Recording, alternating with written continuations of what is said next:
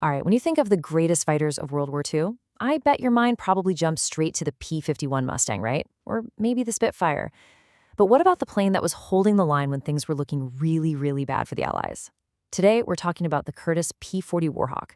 It's a plane that gets a bit of a bad rap, often called mediocre, but you know what? Its real story is way more complicated and a lot more heroic. Oh yeah, you've definitely seen this face before. I mean, come on, that shark mouth nose art, it's one of the most iconic images of the entire war. The RAF actually used it first, but it was the Flying Tigers who really made it famous. It gave the P-40 this incredibly fearsome look, right? But behind that legendary grin, well, there's a reputation that people have been arguing about for decades. So what's the real deal with the P-40? Was it just a mediocre design that couldn't cut it? Or was it the unsung hero, the tough-as-nails workhorse the Allies desperately needed when their backs were against the wall? That's the big question we're going to dig into right now. Okay, so to really get the full picture, we've got to start with the myth. Let's look at why the P-40 got this reputation as a flawed fighter. And to be fair, a lot of it comes down to some very real and pretty significant limitations.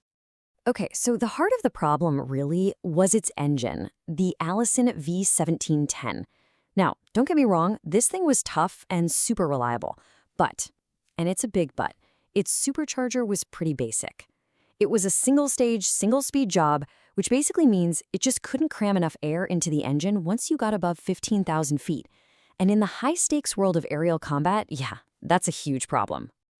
And this right here shows you exactly what that meant.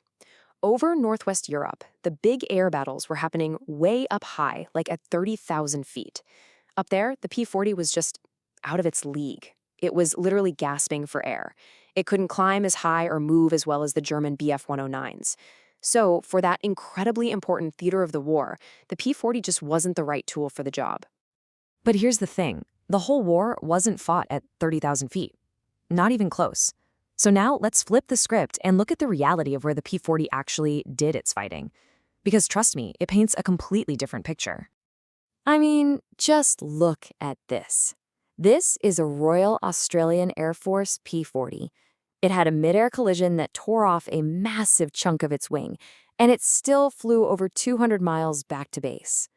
This, right here, is the other side of the P-40 story. This thing was unbelievably tough.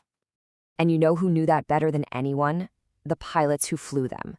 Listen to this from Australian ace Nicky Barr. He said, "The Kittyhawk became, to me, a friend. It was a real warhorse." That says it all, right? These guys trusted the P-40 to soak up a crazy amount of damage and, most importantly, bring them home. So yeah, it struggled up high. We've established that. But down low, the P-40 had a whole different set of cards to play. And they were good ones. First, its structure was incredibly rugged, thanks to a 5-spar wing. It packed a series punch with up to 6.50 caliber machine guns. It could dive like a bat out of hell, faster than pretty much anything it was up against in the early days. And it was actually really agile at low and medium altitudes. Oh, and the cherry on top? You could keep it flying in the middle of a desert or a jungle. That's a huge deal. So when you put all those strings together, you realize the P-40 was the perfect weapon for some of the most critical battlefronts of the war. This was a truly global workhorse.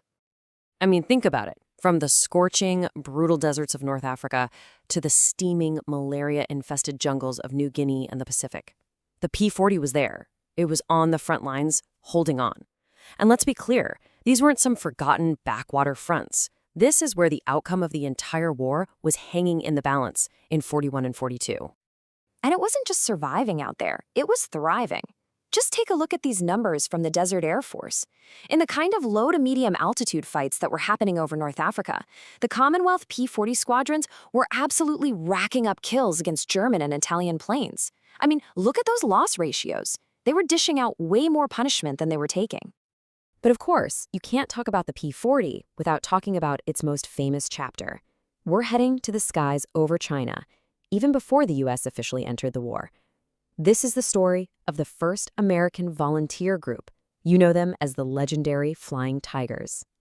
Now, their commander, Claire Chennault, was a very smart guy. He knew his P-40s couldn't get into a slow-turning dogfight with the super-nimble Japanese fighters. That was a losing game, so he didn't play it. Instead, he came up with a whole new playbook that played to the P-40's strengths. It was all about high-speed, diving attacks.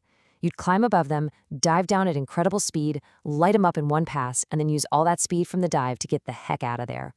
Boom and zoom. And did it work? Oh yeah, it worked.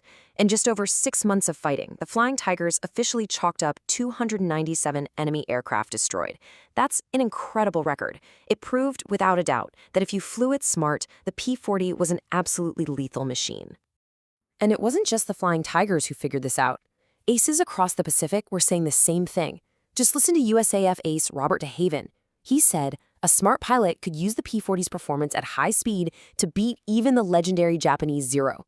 The trick was never to let the Zero pilot dictate the fight. You had to keep your speed up and force him to fight your fight on your terms. So, okay, when you put all of this together, the tough-as-nails airframe, its performance in the desert, the Flying Tiger's success, that whole myth of the mediocre fighter really starts to crumble, doesn't it? So what is the P-40's true legacy? Well, for one thing, just look at this number, almost 14,000. That's how many P-40s were built. That made it the third most produced American fighter of the whole war. Think about that. It was an industrial beast, easy to build, and crucially, it was available in massive numbers right when the Allies needed planes, any planes they could get their hands on. And really, that's the ultimate takeaway here. In those dark, desperate early years of the war, 41, 42, the P-40 wasn't just a fighter. It was often the only modern fighter the Allies had in enough numbers to actually fight back. It was the plane that stopped the bleeding.